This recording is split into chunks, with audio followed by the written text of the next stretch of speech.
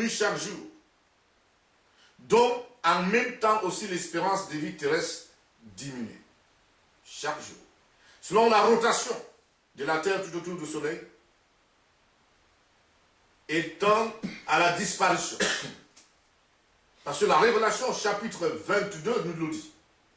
Que Dieu ayant mis toutes choses, il va renouveler toutes choses.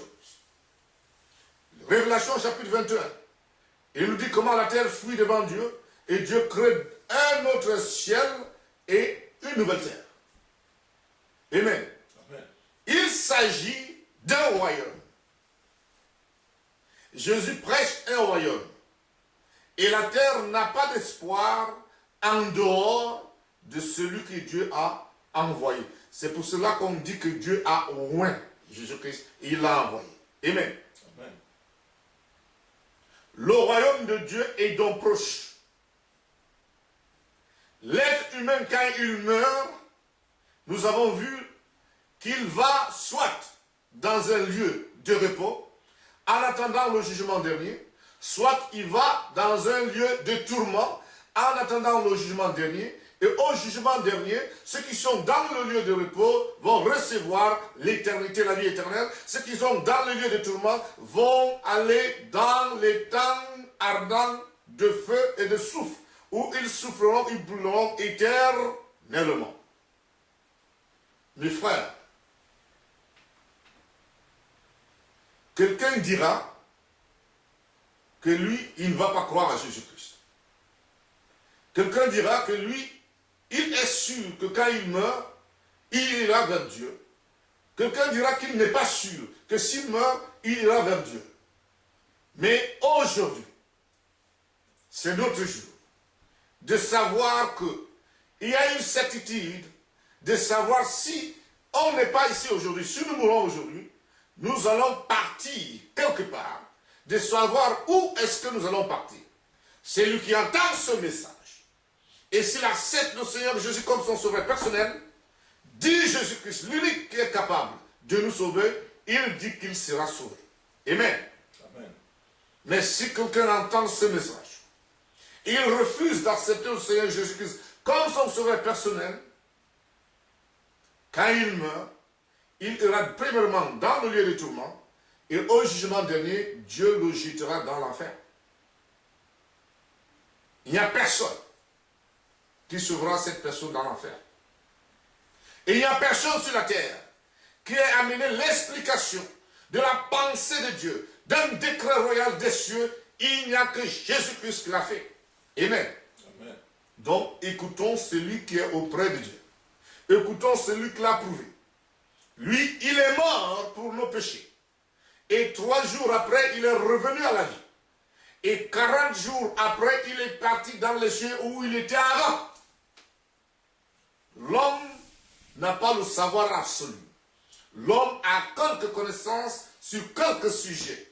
Mais la connaissance de l'homme n'est qu'une grande ignorance. Amen. Amen. Alléluia. Gloire à Dieu. Amen. Jésus sauve réellement de la mort.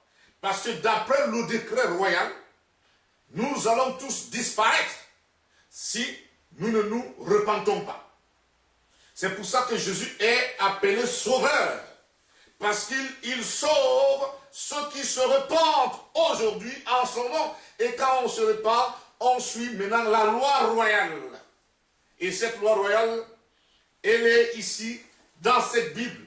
On connaît la constitution concernant la terre dans la Bible et on connaît le droit privé qui est ici, le droit et les obligations que Dieu a donné à ceux qu'il a créés, à placer sur la planète Terre. Amen.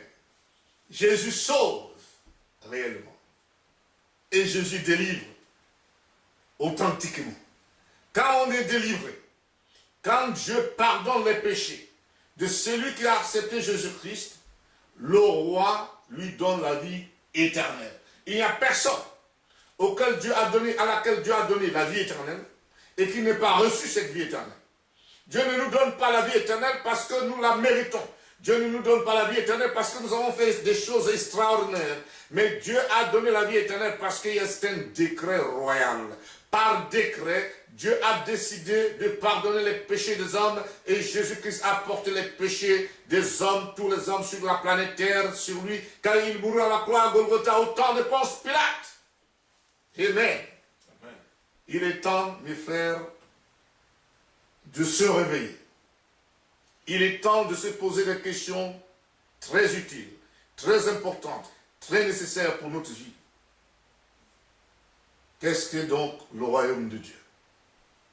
Et si ce royaume est le royaume de Jésus-Christ, et si ce que Jésus dit est vrai, alors il est temps que nous venions auprès de lui et qu'on se repente de nos œuvres et qu'on l'accepte comme sauveur personnel. Mais si nous pensons connaître ce que nous sommes et où est-ce que nous irons, aucun philosophe ne nous a pas dit ce que nous sommes. L'homme ne connaît pas ce qu'il est. L'homme connaît qu'il est fait de chair.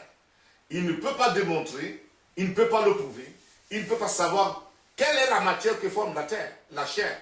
Il dira que la chair vient de la terre. Et quelle est la matière qui a donné lieu à la terre?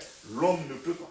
Et qu'est-ce qui fait en sorte que qu'est-ce qui fait en sorte que l'homme puisse me voir? L'homme ne sait pas. Qu'est-ce que c'est que l'homme? L'homme ne sait pas. L'homme pense, il fait les suppositions, il fait les hypothèses, mais l'hypothèse de l'homme peut-elle être une vérité? Non. Mais Jésus-Christ, lui, il est la vérité. Parce qu'il vient de la capitale politique, il vient d'auprès de celui qui a créé le monde. Et le créateur, c'est celui qu'on appelle Yahvé, Dieu. Il est unique. Et c'est lui qui sauve. Repentons-nous, car le royaume de Dieu est proche. Et acceptons Jésus-Christ comme notre sauveur personnel, et nous serons sauvés. Et quand on mourra, on est sûr et certain qu'on entrera dans le paradis. Amen. Amen. Que le Seigneur Jésus-Christ nous bénisse, et que le Seigneur Jésus-Christ bénisse ceux qui entendent ce message. Ils peuvent l'entendre dans leur maison, ils peuvent l'entendre partout où ils entendront ce message, que eux-mêmes également l'acceptent le Seigneur Jésus-Christ, afin que le Seigneur Jésus-Christ les sauve, leur donne la vie éternelle, et quand ils ne seront plus sur la terre, ils vivront dans les cieux, où Jésus, le roi, nous prépare une meilleure place. Car il a dit, auprès de mon Père, il y a plusieurs demeures, et je m'en vais vous préparer une place, afin que quand je m'en irai, et je reviendrai vous prendre, parce que ce que je vous ai préparé sera déjà prêt. Les Pauls sont partis, les Pierres sont partis, qui étaient ses disciples, et beaucoup de gens nous ont précédés, et ils sont dans le lieu de repos. Maintenant, il nous reste, à nous qui sommes encore vivants sur la terre aujourd'hui, d'analyser notre vie. Devons-nous mourir et mourir et périr pour l'éternité? Ah, refusons la grâce, c'est-à-dire le pardon de Dieu, par la mort de Jésus-Christ à la croix au temps de Ponce Pilate. Ou bien, nous allons saisir cette opportunité, cette occasion, et accepter Jésus-Christ comme notre sauveur personnel aujourd'hui. Je nous conseille, mes frères, d'accepter Jésus, car Jésus est la vie éternelle.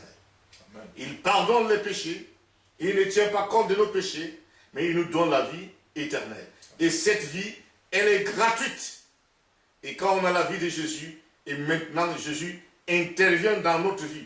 Donc, Dieu nous accorde ses bénédictions et nous sommes intégrés comme étant enfants de Dieu dans le royaume de Dieu. Ce que Dieu possède devient pour nous, nous devenions les héritiers de Dieu, co-héritiers du grand Jésus, le grand Seigneur, le grand conquérant, le grand vainqueur, le grand roi, et le grand Seigneur des Seigneurs. Amen. Amen. Gloire à Jésus-Christ et gloire à Dieu au siècle des siècles des siècles. Amen.